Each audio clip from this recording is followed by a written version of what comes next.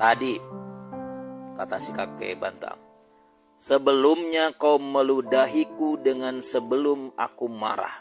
Dari sebelum aku marah, aku boleh membunuhmu. Karena niatku membunuh adalah untuk memerangi kejahatan.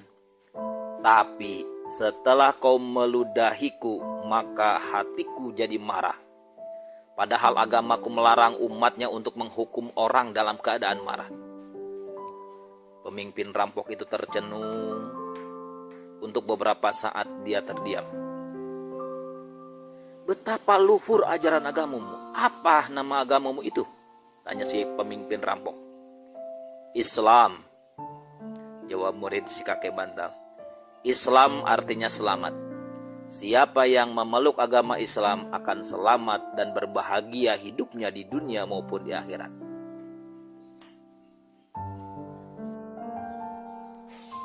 Aku adalah bekas seorang perwira Majapahit yang membelot dan menjadi pemimpin perampok. Kejahatanku bertumpuk-tumpuk, dosaku setinggi gunung, kata si pemimpin rampok. Apakah Tuhan masih mau mengampuniku? Kenapa tidak? Sahut murid si kakek bantang. Misalkan dosamu setinggi langit dan sepenuh bumi. Kalau kau mau masuk agama Islam, bertobat secara sungguh-sungguh, artinya kau tidak akan mengulang lagi kejahatanmu, maka Allah akan mengampunimu. Dosa-dosa di masa lalu dihapus semuanya. Benarkah begitu? Sahut pemimpin rampok. Aku bicara sebenarnya. Dusta adalah perbuatan dosa, ujar murid kakek bantang. Tiba-tiba rampok itu berusaha bangkit berdiri. Karena tubuhnya masih lemah, dia segera roboh lagi. Cepat-cepat murid kakek bantal segera menyambarnya. Sementara itu pertempuran antara penduduk desa dengan para rampok masih berlangsung dengan serunya. Tiba-tiba terdengar bentakan yang membahana. Semua orang terkejut dan segera menghentikan pertempuran. Ternyata bentakan itu berasal dari pemimpin rampok yang berdiri di samping murid kakek bantal. Murid kakek bantal itu telah menolong pemimpin rampok dengan cara menyalurkan tenaga dalam ke tubuh pemimpin rampok, sehingga tenaga pemimpin rampok itu menjadi pulih seperti sedia kala. Dengarkan hai semuanya, kata pemimpin rampok itu. Mulai sekarang ku tinggalkan dunia kejahatan. Aku sudah bosan hidup dengan bergelimang dosa. Mulai hari ini aku masuk agama Islam, menjadi pengikut kakek bantal.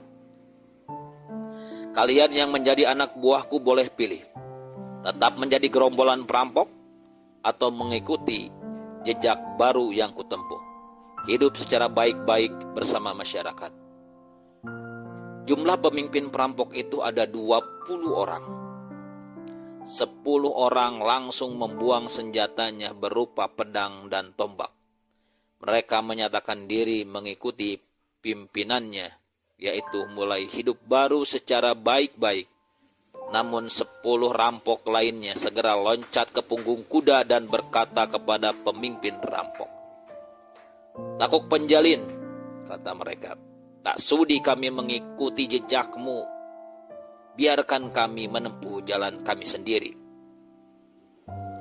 "Terserah kalian," sahut pemimpin rampok yang ternyata bernama Tekuk Penjalin. "Tapi perlu kalian ingat, jangan mencoba-coba mengganggu desa ini lagi.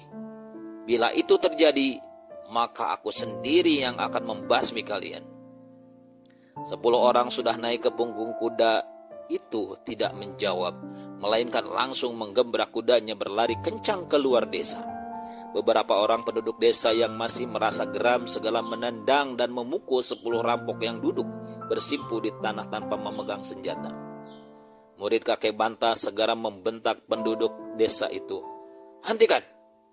Tidak pantas menyerang orang yang sudah menyerahkan diri.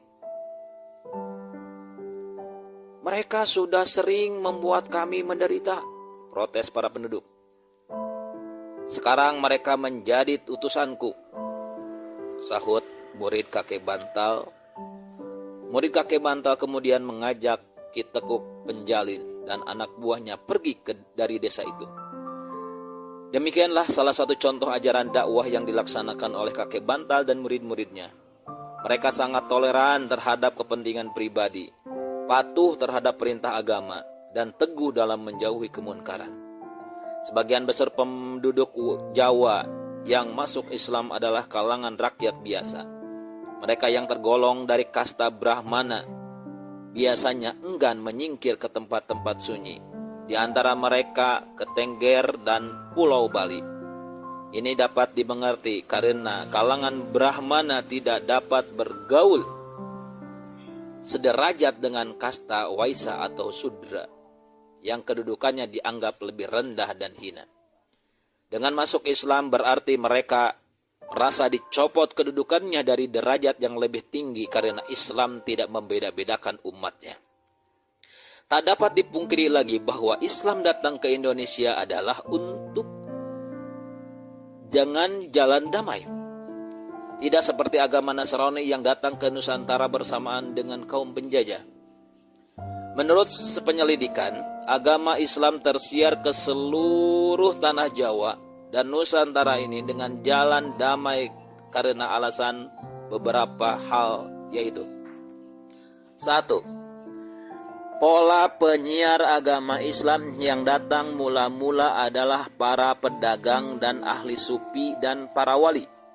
Yang kedua, para mubaligh itu menggunakan metode dakwah yang tepat sasaran, yaitu sebagaimana tersebut dalam Al-Quran yang berbunyi, "Hendaklah engkau ajak orang ke jalan Allah dengan hikmah atau kebijaksanaan, dengan peringatan-peringatan yang ramah serta bertukar pikiran dengan mereka dengan cara yang sebaik-baiknya."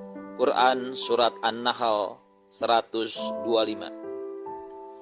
Para mubaligh Islam tersebut dapat menyelami dan memahami watak dari jiwa bangsa Indonesia.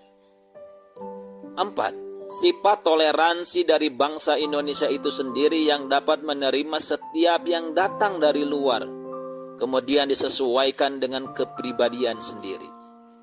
5. Penyiaran Islam di Jawa sebagian besar melalui saluran tasawuf dan metafisika. 6. Dengan jalan mengawinkan kepercayaan lama dengan kepercayaan baru inilah yang menyebabkan agama Islam dapat tersiar dengan damai.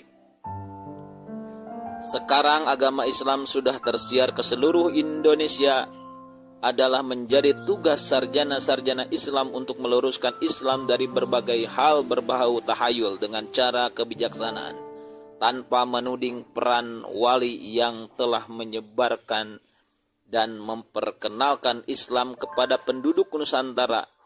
Setiap zaman ada tantangannya. Ibarat hutan, para wali telah membabatnya dan menjadikannya sebagai tempat tinggal yang nyaman. Adalah generasi berikutnya yang harus menyempurnakan pekerjaan para wali tersebut. Itulah kisah Sunan atau Maulana Malik Ibrahim, atau yang terkenal dengan Sunan Gresik. Para penonton, bila penonton suka terhadap kisah ini, jangan lupa subscribe, like, share ke teman-teman yang lainnya agar mereka juga tahu apa yang diketahui oleh teman-teman. Terima kasih. Semoga teman-teman semua mendapat kebahagiaan. Wassalamualaikum warahmatullahi wabarakatuh.